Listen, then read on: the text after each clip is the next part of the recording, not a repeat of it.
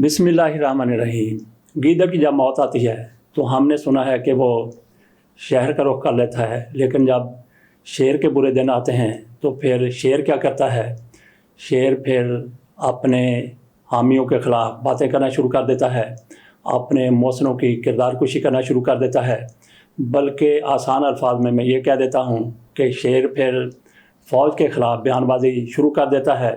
मियां नवाज शरीफ साहब सबको पता है कि किस तरह से लंदन से पाकिस्तान आए, चौथी बार वज़ीर-ए-आज़म बनना था।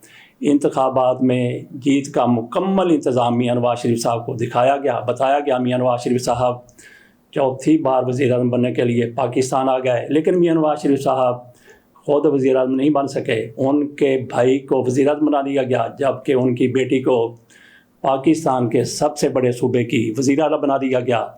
इससे ज़्यादा मियां नवाज शरीफ को क्या चाहिए था? बल्कि ये सोचने की बात है कि मियां नवाज शरीफ साहब 10 साल इनको कैद हुई थी, पाकिस्तान में जेल में पड़े हुए थे। यहाँ से उठाकर इनको लंदन भिजवा दिया गया और मियां नवाज शरीफ साहब वापस आते हैं तो सारी सज़ाएँ माफ़ हो जाती हैं। और मियां नवाज शरीफ का जो सबसे बड़ा, जिसको मियां नवाज शरीफ साहब अपना दुश्मन करार देते हैं, वैसे तो वो जनरल बाजवा को अपना दुश्मन करार देते थे, जनरल फैज़ हमीद को अपना दुश्मन करार देते थे। इसके साथ ही इमरान खान को अपना सबसे बड़ा दुश्मन करार देते हैं। जो वज़ीर-ए-आज़म थे उनकी वज़ारत उज़्मा जाती रही, उनके इक़्तिदार का धड़न तख्ता कर दिया गया, उनके इक़्तिदार की बसात लपेट दी गई और उनकी जगह पर मियां नवाज शरीफ साहब की पार्टी एक बार नहीं बल्कि दूसरी बार इक़्तिदार में आ गई। मियां नवाज शरीफ साहब के लिए इससे बड़ा क्या रिलीफ हो सकता है कि जेल में 10 साल के लिए बंद थे, यहाँ से लंदन चले गए, लंदन से वापस आए तो उनकी पार्टी को इसके बावजूद कि वो जीत नहीं सकी थी। कुछ माहिरीन तो ये भी कहते हैं कि मियां नवाज शरीफ के हिस्से में, मुस्लिम लीग नून के हिस्से में सिर्फ 16-17 सीटें आई थी, लेकिन इक़्तिदार उनके हवाले कर दिया गया। मियां नवाज शरीफ जिन्होंने आज जेल में होना था, 2028 तक 27 तक मियां नवाज शरीफ साहब की जेल बनती थी। इससे बड़ा मियां नवाज शरीफ के ऊपर क्या एहसान हो सकता है कि मियां नवाज शरीफ को जेल में होने की बजाय वो आज इक़्तिदार के झूले ले रहे हैं। उनका भाई वज़ीर-ए-आज़म है और उनकी बेटी पाकिस्तान के सबसे बड़े सूबे की वज़ीर-ए-आला है, लेकिन मियां नवाज शरीफ साहब सब्र उनको नहीं आ रहा। हालांकि इससे ज़्यादा इनको क्या मिल सकता है? सिर्फ ये वज़ीर-ए-आज़म नहीं बन सके, किस वजह से नहीं बन सके इसका मियां नवाज शरीफ साहब को बखूबी इल्म होगा। लेकिन अब मियां नवाज शरीफ को किसी ने बता दिया है कि मुज़ाहमती सियासत बहुत ज़रूरी है। इसके लिए मियां नवाज शरीफ साहब खुद भी बयान दे रहे हैं और ज़ुबान दराजी के लिए इन्होंने कुछ अपने लोग भी छोड़े हुए हैं। इनमें से एक तो राना सनाउल्लाह है। जो लोग हार गए उनके बारे में कहा जाता है मियां नवाज शरीफ साहब की जो पॉलिसी को टॉप करने वाले लोग थे उनको हरवाया गया है। इस हवाले से नाम लिया जाता है मियां जावेद लतीफ़ का, राना सनाउल्लाह का, खुर्रम दस्तगीर का और ख्वाजा साद रफ़ीक का। बहरहाल मियां नवाज शरीफ साहब की ख्वाजा साद रफ़ीक उस तरह से पॉलिसी टो नहीं करते थे जिस तरह से राना सनाउल्लाह करते हैं, जावेद लतीफ़ करते हैं या फिर खुर्रम दस्तगीर करते हैं। बाकी भी कई लीडर होंगे जो शहबाज शरीफ साहब के साथ भी मिले हुए, उनके साथ भी बैठे हुए हैं। उनमें ख्वाजा आसफ़ साहब, उनकी तरफ से एक अजीब किस्म का बयान आया है कमीशन के हवाले से, जिस कमीशन ने ये कहा है कि जनरल फैज़ हमीद का कोई कसूर नहीं है, अगर कसूर है तो पंजाब हुकूमत का कसूर है। इस पर ख्वाजा आसफ़ की तरफ से कहा गया है कि कमीशन के लोगों की तरफ से मजाक बनाया गया है। और फिर इस कमीशन की रिपोर्ट ये भी खबर सामने आई है कि अटॉर्नी जनरल ने कहा है कि ये रिपोर्ट काबिल कबूल नहीं है, उसको दोबारा से कमीशन को भेज दिया गया है। आज कमीशन का दोबारा से इजलास हो रहा है जो इस पर एक बार फिर इसके बारे में गौर व ख़ौज़ करेगा। ऐसा मुमकिन नहीं हो सकता। बहरहाल खबर आई है सामने के कमीशन दोबारा से गौर करेगा। कैसे गौर करेगा? कमीशन की तरफ से एक रिपोर्ट आ गई, उसने सुप्रीम कोर्ट में जाना है। उस रिपोर्ट में शहबाज शरीफ को फंसा दिया गया है, जिस पर शाहिद खाकान अब्बासी भी यही बात कर रहे हैं। उनके जो वज़ीर कानून थे उन दिनों में जाहिद अहमद, वो भी वही बात कर रहे हैं और अहसन इकबाल साहब वो भी वही बात कर रहे हैं। लेकिन ख्वाजा आसफ़ साहब, उन दिनों हुआ क्या था? काजी फैसल साहब की तरफ से जो फैसला आया था, बाद में फैसला आया था, लेकिन फैसला किसके ऊपर था? कहा जा रहा था तहरीक लब्बैक को पाक फौज की तरफ से सपोर्ट किया गया है, ये इन लोगों का बयान था। लेकिन अब उस कमीशन की रिपोर्ट में ये कहा गया है कि ऐसा बिल्कुल नहीं है।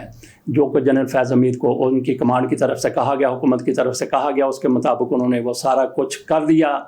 तो ये किस तरह से जनरल फैज़ हमीद को फंसाना चाहते थे, लेकिन कमीशन की रिपोर्ट में ये कह दिया गया। अब कह रहे हैं कि कमीशन की रिपोर्ट قابل قبول نہیں ہے. کیسے قابل قبول نہیں ہے؟ اور خواجہ اصف صاحب اس کو مذاق قرار دے رہے ہیں. لیکن کیسے واپس جا سکتی ہے رپورٹ؟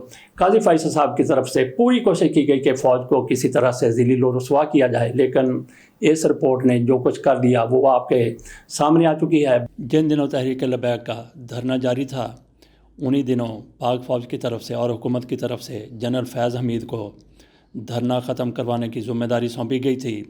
ان دنوں خواجہ اصف وزیر دفاع تھے اور خواجہ اصف کو کسی نے پوچھا تک نہیں تھا.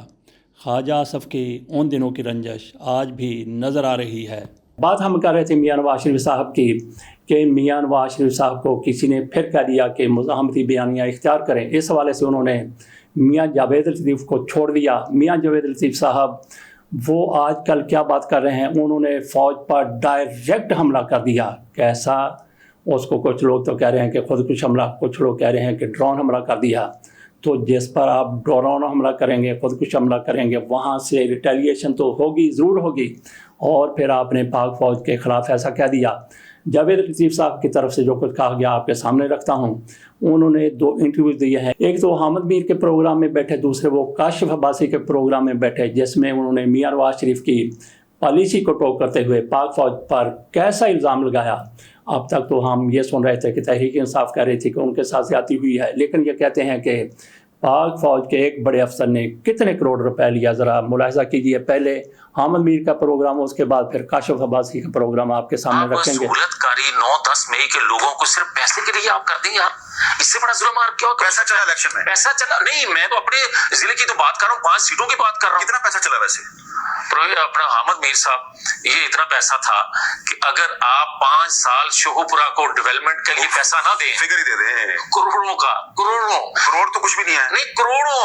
اور یہ پیسہ 5 سال ڈیولپمنٹ کا آپ شوہپورہ ضلع کو نہ دیں، صرف وہ پیسہ ان سے لے کے لگا دیں تو 5 سال میں شوہپورہ پیرس بن جائے. 30 کروڑ جی 30 کروڑ تھوڑا کہہ رہے ہیں یار. 40 نو 50 60 70 90 تک کم از کم 90 کروڑ 5 سیٹوں کا.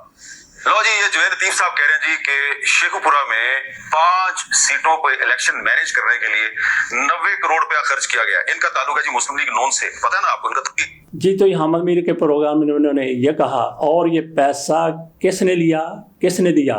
جاوید لطیف صاحب نے کاشف عباسی کے پروگرام میں یہ بھی بتا دیا. ذرا ملاحظہ کیجئے کہ اس پروگرام میں ان کی طرف سے کیا کہا گیا. منی لانڈر وہ شخص 5 سیٹوں کا سودا کرتا ہے اور ایسا بھاری رقم دے کے سودا کرتا ہے. اسی لاہور جن کا مار روڈ پہ آفس ہے ان کے ساتھ کہ 9-10 مئی کے ریاست مخالف جو مجرم تھے ان کو نہ صرف ریلیف دلوا لیا بلکہ ان کو کامیاب کروا لیا، نوٹیفکیشن ان کا کروا لیا کہ بھائی آپ، وہ اتنی بڑی رقم تھی کہ اگر میں پورے ضلع شوہپورہ کے جو بیوہ بچے ان کے ہیں، بچیاں ہیں، ان کے ہاتھ پیلے ہو سکتے تھے اتنی بڑی رقم سے، یا 5 سال کی جو اسمبلی ہوتی ہے اس میں ڈیولپمنٹ کا فنڈ 1 روپیہ نہ ملے، صرف وہی پیسہ خرچ کر دیا جائے تو شوہپورہ کو ڈیولپمنٹ کا پیسہ لینے کی ضرورت نہیں ہے. آپ اندازہ کریں کہ اتنے بڑے سمگلر نے اور پاکستان کے محافظ لوگوں سے سودا کر کے پاکستان کے اینٹ سے اینٹ بجانے والوں کو ریلیف دلوا دیا. جی تو میاں جاوید لطیف صاحب کی طرف سے جو کچھ کہا گیا، انہوں نے یہ بھی بتا دیا کہ کہاں پہ آفس ہے، کس کا آفس ہے، پیسے کس نے دیے. میں نے اپنے طور پر کوشش کی کہ پتہ چلایا جائے کہ شیخوپورہ کا وہ کون سا ایسا سمگلر ہے جو سونا سمگل کرتا ہے یا وہ بہت بڑا مافیا ہے جس ایک بندے نے 90 کروڑ روپیہ دے دیا 5 سیٹیں جیتنے کے لیے. اس کو کیا فائدہ ہوا؟ میاں جاوید لطیف صاحب کی طرف سے نہ تو اس بندے کا نام بتایا گیا ہے اور نہ یہ بتایا گیا ہے کہ اس کو آخر کار کیا فائدہ ہوگا. صرف یہ بتانے کے لیے میاں جاوید لطیف صاحب نے جو بات کی ہے کہ 9 مئی کے لوگوں کو سامنے لانے کے لیے، ان کو جتانے کے لیے سارا کچھ کیا گیا، اور میاں جاوید لطیف صاحب خود بھی اس میں آ کے ہار گئے تھے. تو بات ہو رہی تھی میاں نواز شریف صاحب کی. تو یہ لوگ وہ ہیں جو میاں نواز شریف کی پالیسیاں ٹوک کرتے ہیں. تو میاں نواز شریف کو کسی نے مزاحمتی بیانیہ کا کہہ دیا تو یہاں پہ ناظرین بالفرض میاں نواز شریف صاحب مزاحمتی بیانیہ اختیار کرتے ہیں تو کس لیے کریں گے؟ ان کے بھائی کی حکومت، ان کی پارٹی کی حکومت، ان کی بیٹی کی حکومت، آخر کار انہوں نے کس کے خلاف یہ بیانیہ بنانا ہے؟ فائدہ کیا اٹھانا ہے انہوں نے کہ میاں نواز شریف صاحب نے یہ دیکھیں پاک فوج کے خلاف کس طرح سے کھڑے ہو گئے ہیں۔ اگر میاں نواز شریف صاحب ایسا کرتے ہیں تو پھر میاں نواز شریف کی حالت یوں سمجھ لیں کہ بری ہونے والی ہے۔ جہاں سے اٹھ کے یہ لندن چلے گئے تھے وہیں پہ دوبارہ سے یہ آ سکتے ہیں۔ ہم نے یہ دیکھا کہ جیسے میاں نواز شریف صاحب کی طرف سے ایسی باتیں سامنے آئی ہیں، ایک دن میں 4 سیٹیں مسلم لیگ نون کے جو پاس جا چکی تھی تحریک انصاف کی، وہ 4 سیٹیں واپس آ گئی ہیں۔ ایک تو نائرہ والی سیٹ ہے، وہاں پہ اعجاز بلال صاحب جیتے تھے تو ان کو ہرا دیا گیا تھا، وہ سیٹ واپس آ چکی ہے۔ اس کے علاوہ میاں عاطف یہ ننکانہ صاحب کی یہ PP 133 والی سیٹ ہے، وہاں پہ کیا ہوا تھا تھوڑی سی تفصیل آپ کے سامنے رکھتے ہیں۔ یہ وہ حلقہ ہے جس کے اوپر MNA کے لیے بریگیڈیئر اعجاز شاہ اور شہزادہ رحمان صاحب آپس میں بالمقابل تھے۔ وہاں پہ جس طرح سے پاکستان کے دیگر حصوں میں تحریک انصاف کے لوگوں کے لیے مہم چلانا بہت مشکل تھا، لیکن یہاں پہ یہ ہوا کہ بریگیڈیئر اعجاز شاہ اپنی شخصیت کی وجہ سے، اپنی رسوخ کی وجہ سے، اپنی طاقت کی وجہ سے انہوں نے پورے اہتمام کے ساتھ وہاں پہ اپنی مہم چلائی۔ ان کے نیچے جو MP تھے ان میں ایک گڈ خان، جمیل حسن، انہوں نے بھی اپنی مہم بڑے زور شور سے چلائی جس طرح سے بریگیڈیئر صاحب نے چلائی تھی، لیکن میاں عاطف ان کو گھر سے باہر نہیں نکلنے دیا گیا۔ انہوں نے مہم ایک دن کے لیے بھی نہیں چلائی۔ ان کو، ان کی اہلیہ کو، ان کے بچوں کو، کسی کو بھی، ان کے عزیزوں کو، دوستوں کو، کسی کو بھی مہم چلانے کی وہاں پہ ننکانہ صاحب میں اجازت نہیں تھی، اور ان کے موبائل بھی ان کے پاس نہیں تھے، وہ بھی چھین لیے گئے تھے۔ تو جس طرح سے کسی کو جتنا دبایا جا سکتا تھا اتنا دبایا گیا۔ وہاں پہ اس کے باوجود میاں عاطف رانا ارشد سے جیت گئے، لیکن وہ پھر الیکشن کمیشن میں چلے گئے۔ دوبارہ گنتی ہوئی تو 5600 ووٹوں کے بارے میں کہا گیا کہ یہ مسترد ہوئے ہیں۔ وہ مسترد کر کے ان کو 2500 ووٹوں سے جتوا دیا گیا، لیکن معاملہ پھر لاہور ہائی کورٹ میں گیا۔ لاہور ہائی کورٹ کی طرف سے یہ نوٹیفیکیشن ان کی جیت کا وہ قلعہ قرار دے دیا گیا۔ 4 سیٹوں پر ایک دن میں میاں نواز شریف صاحب کے اس مزاحمتی بیانیے کے آغاز پر ہی بتایا گیا کہ میاں نواز شریف صاحب، اور پھر یہ بھی ہے کہ یاسمین راشد کی اپیل وہ بھی منظور ہو گئی ہے ٹریبیونل میں میاں نواز شریف کے حوالے سے حلقہ 133 میں۔ تو میاں نواز شریف صاحب جس طرح سے مزاحمتی بیانیہ لے کر آگے چلنے کے لیے پار تول رہے تھے، ان کے پار شروع میں ہی کٹتے ہوئے نظر آ رہے ہیں۔ اگر انہوں نے اپنے بھائی کی حکومت کا خاتمہ کرنا ہے اور خود بھی انہوں نے ایک بار پھر نااہلیت کے تختے پر چڑھنا ہے تو پھر بڑے شوق کے ساتھ مزاحمتی بیانیہ اختیار کریں۔ ویسے میری ذاتی رائے یہ ہے کہ مزاحمتی بیانیہ سے کوئی فرق نہیں پڑتا۔ اگر آپ کا بیانیہ اصولوں پر مبنی ہے، وہ کسی کے خلاف بھی ہے، وہ اسٹیبلشمنٹ کے خلاف ہے یا کسی کے خلاف بھی ہے، لوگ آپ کا ساتھ دیں گے۔ لیکن یہاں پہ آپ کی بے اصولی سامنے آ جاتی ہے تو آپ کا مزاحمتی بیانیہ وہاں پہ قطعی طور پر کامیاب نہیں ہو سکتا۔ تو کیا وہ لوگ جو پاکستان کو ترقی کے راستے پر لے جانا چاہتے ہیں اور عوام اس سے متفق ہیں، اگر وہ پاک فوج کی حمایت کریں گے تو کیا لوگ ان کی مخالفت کریں گے؟ ایسا قطعی طور پر نہیں ہو سکتا۔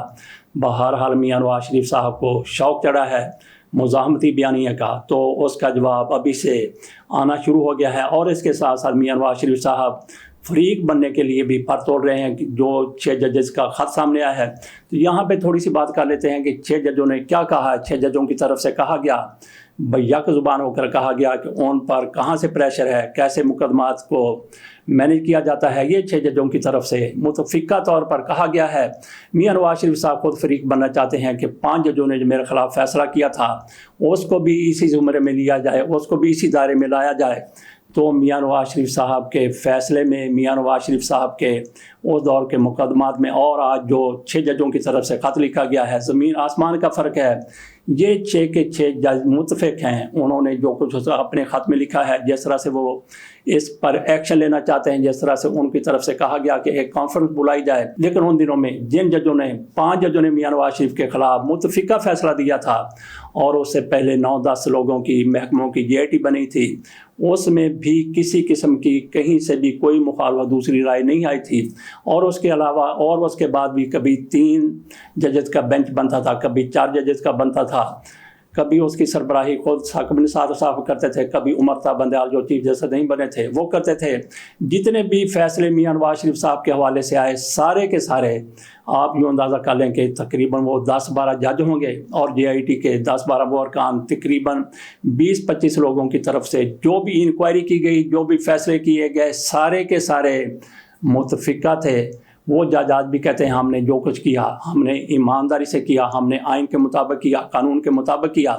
بہرحال پاکستان میں موسم بدل گیا، میاں نواز شریف صاحب کو کچھ سہولت مل گئی، لیکن میاں نواز شریف صاحب وہ ریلیف اور سہولت ہضم کرنے کے لیے تیار نظر نہیں آتے۔ ان کو بد ہضمی ہو گئی ہے، جس طرح سے ان کے لیے بہت سے راستے کھول دیے گئے۔ میاں نواز شریف صاحب کو شاید وہ راستے پسند نہیں آئے، اپنے لیے وہ مزاحمتی راستہ چننا چاہتے ہیں تو شوق سے چنیں۔ تو ویسے کوئی بھی بندہ جو اصولی طور پر جو بھی بات کرتا ہے، کسی کی بھی مخالفت اس میں آ جائے تو اس کو لوگ سپورٹ کرتے ہیں، لیکن صرف اس لیے کہ میں نے کامیابی حاصل کرنی ہے، بندہ جھوٹ کا پرچم اٹھا کر کھڑا ہو جائے تو لوگ اس کی حمایت نہیں کرتے۔ اس کے ساتھ اجازت دیجیے، اللہ حافظ۔